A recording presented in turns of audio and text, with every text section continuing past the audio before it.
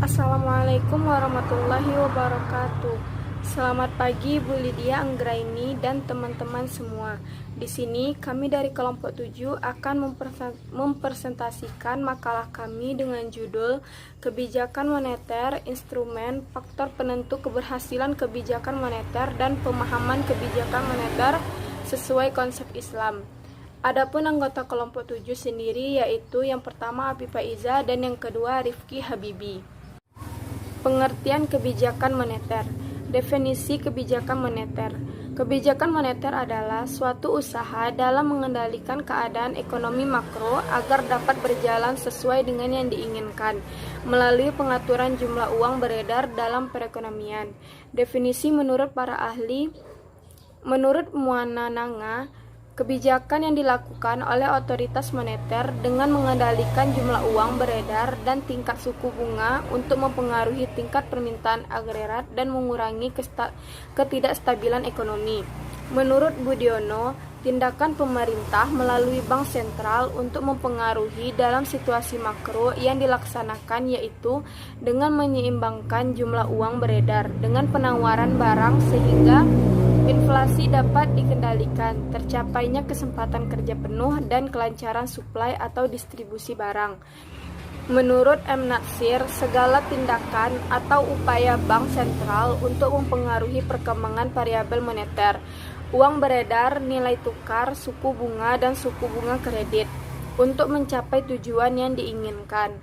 Menurut Periwarjio, kebijakan otoritas moneter atau bank sentral dalam bentuk agregat moneter untuk mencapai perkembangan kegiatan ekonomi yang dilakukan dengan memperhatikan siklus aktivitas ekonomi, sifat ekonomi suatu negara, dan faktor ekonomi fundamental lainnya.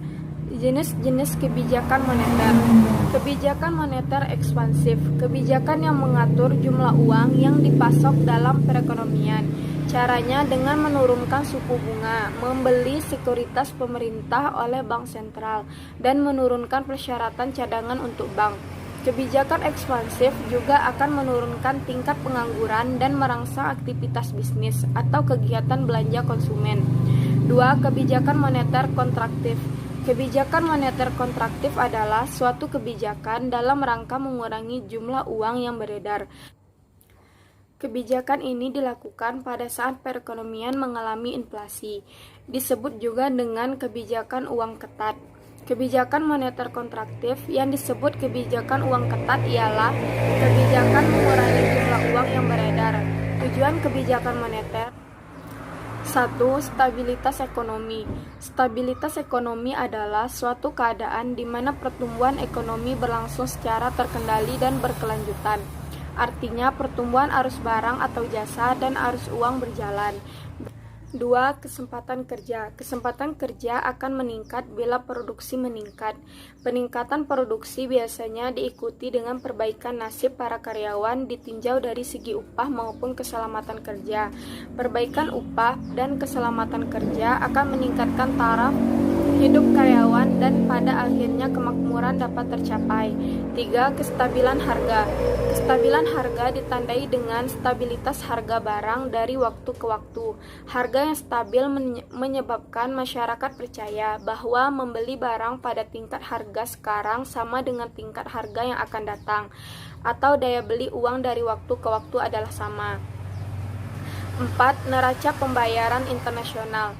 Neraca pembayaran dapat dikatakan dalam keadaan seimbang apabila jumlah nilai barang yang diekspor sama dengan nilai barang yang diimpor. Untuk mendapatkan neraca pembayaran yang seimbang, pemerintah sering menjalankan kebijakan moneter. Contohnya adalah dengan cara melakukan devaluasi. 5. Menjaga stabilitas ekonomi.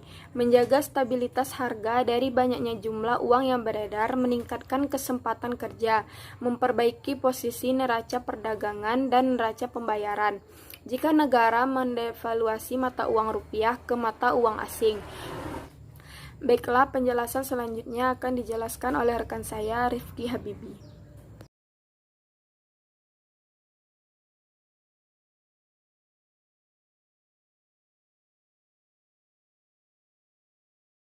D. Instrumen kebijakan moneter. Pada umumnya di Indonesia terdapat 5 instrumen kebijakan moneter. Yang pertama, operasi pasar terbuka. Instrumen kebijakan moneter ini lebih sering disebut dengan kebijakan pasar terbuka atau open market operation. Kebijakan ini ditempuh oleh Bank Indonesia agar bisa memperjualbelikan berbagai surat berharga seperti halnya sertifikat Bank Indonesia atau SBI. Yang kedua, menyesuaikan tingkat suku bunga. Instrumen kebijakan moneter ini lebih banyak disebut dengan discount rate.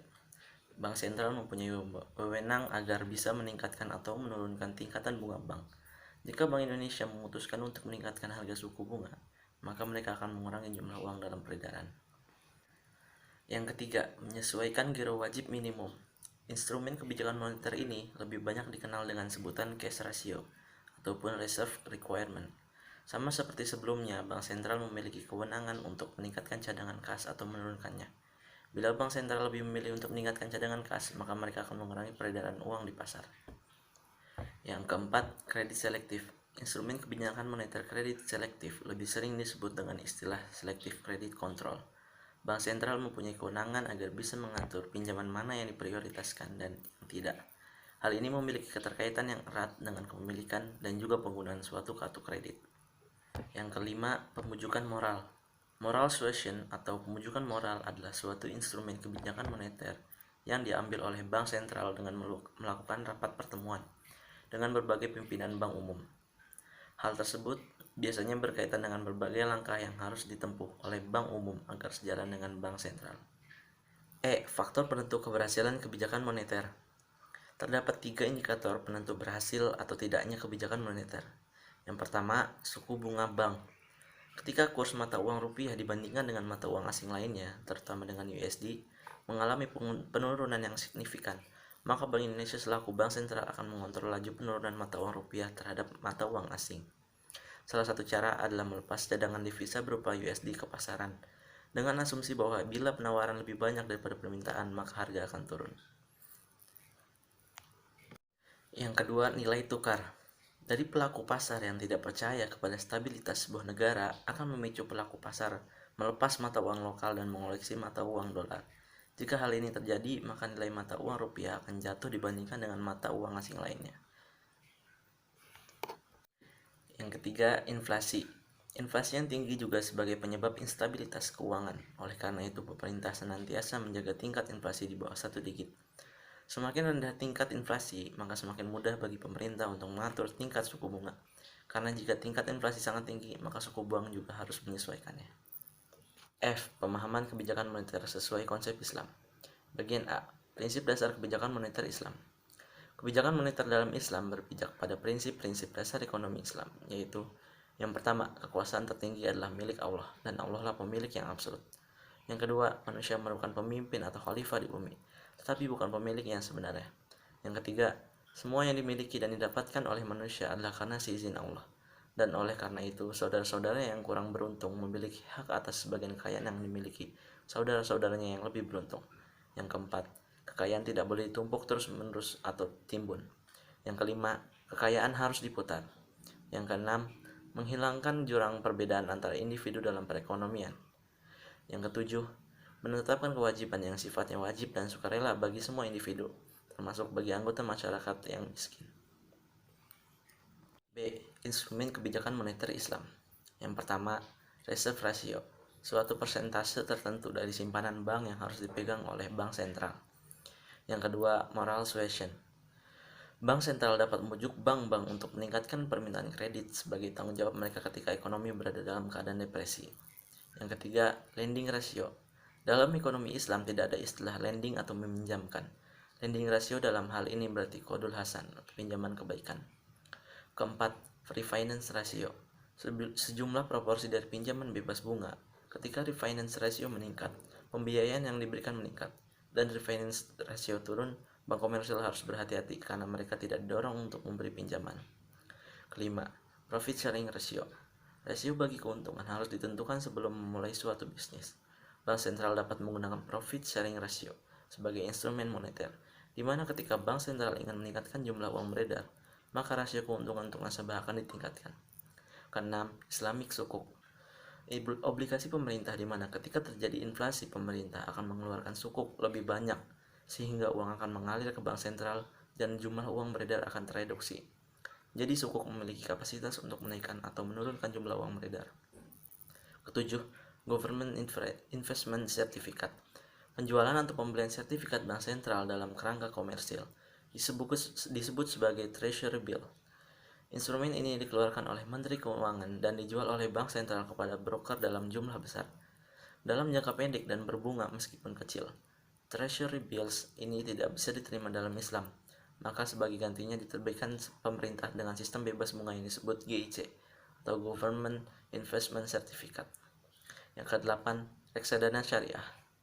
Menurut Undang-Undang Nomor 8 Tahun 1995 tentang pasar modal, yang dimaksud dengan reksadana adalah wadah yang digunakan untuk menghimpun dana dari masyarakat pemodal untuk selanjutnya diinvestasikan kembali dalam bentuk portofolio efek oleh manajer investasi, sedangkan reksadana syariah mengandung pengertian sebagai reksadana yang pengelolaan dan kebijakan investasinya mengacu kepada syariat Islam.